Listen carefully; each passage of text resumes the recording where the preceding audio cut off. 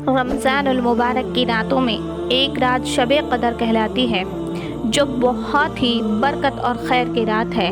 کلام پاک میں اس کو 1000 مہینوں سے افضل بتلایا ہے۔ 1000 مہینے کے 83 برس 4 ماہ ہوتے ہیں۔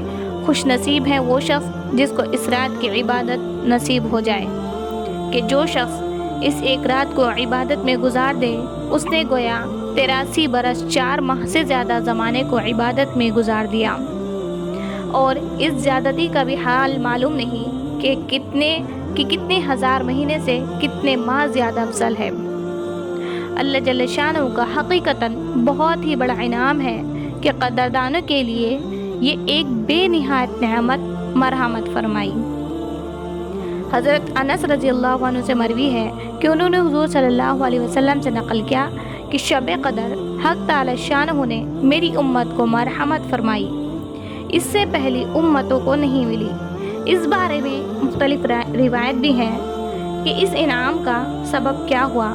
بعض احادیث میں وارد ہوا ہے کہ نبی کریم صلی اللہ علیہ وسلم نے پہلی امتوں کی عمروں کو دیکھا کہ بہت ہوئی ہیں، اور آپ کی امت کی عمریں بہت تھوڑی ہیں، کہ اگر وہ نیک اعمال میں ان کی برابری کرنا چاہے تو ناممکن۔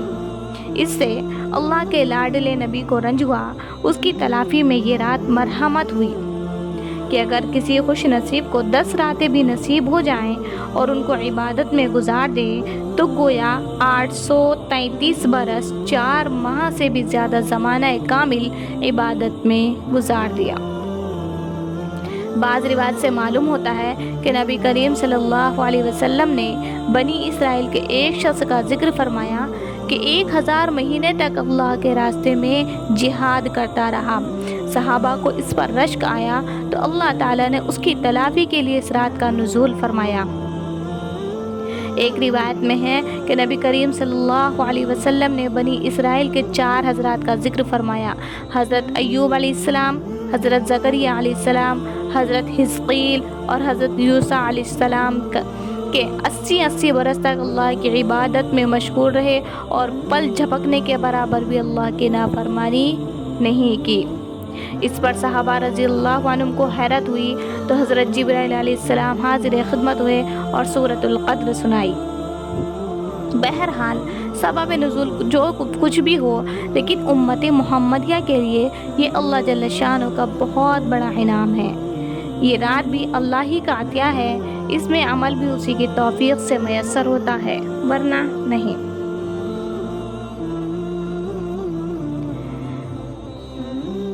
حضرت اقدس حکیم الامت حضرت مولانا اشرف علی تھانوی رحمۃ اللہ علیہ کی تفسیر بیان القرآن سے ماخوذ ہے اور فوائد دوسری کتب سے۔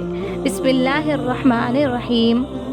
انا انزلناہ فی لیلۃ القدر، بے شک ہم نے قرآن پاک کو شب قدر میں اتارا ہے، یعنی قرآن پاک لوح محفوظ سے آسمانی دنیا پر اسی رات میں اترا ہے۔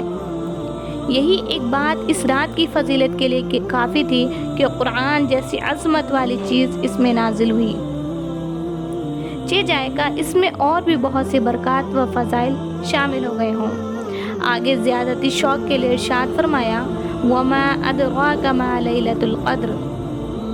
آپ کو کچھ معلوم بھی ہے کہ شب قدر کیسی بڑی چیز ہے، یعنی اس رات کی بڑائی اور فضیلت کا آپ کو علم بھی ہے کہ کتنی خوبیاں اور کس قدر فضائل اس میں ہیں۔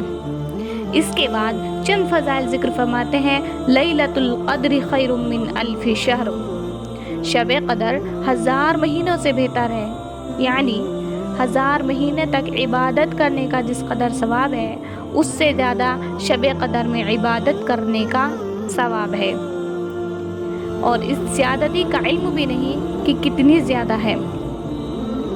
تنزل الملائکۃ، اس رات میں فرشتے اترتے ہیں، والروح فیہا، اور اس رات میں روح القدس یعنی جبرائیل علیہ السلام بھی نازل ہوتے ہیں۔ روح کے معنی مفسرین کے چند قول ہیں، جمہور کا یہی قول ہے۔ حضرت انس رضی اللہ عنہ کے واسطے سے نبی کریم صلی اللہ علیہ وسلم کا ارشاد منقول ہے کہ شب قدر میں حضرت جبرائیل علیہ السلام فرشتوں کے ایک گروہ کے ساتھ اترتے ہیں، اور جس شخص کو ذکر وغیرہ میں مشغول دیتے ہیں اس کے لیے دعا کرتے ہیں۔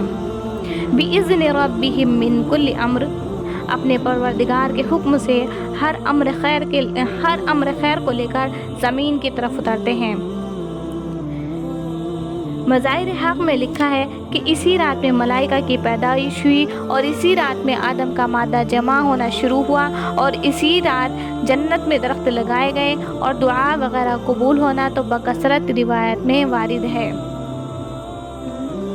در منصور کی ایک روایت میں ہے کہ اسی رات میں حضرت عیسیٰ علیہ السلام آسمان پر اٹھائے گئے اور اسی رات میں بنی اسرائیل کی توبہ قبول ہوئی۔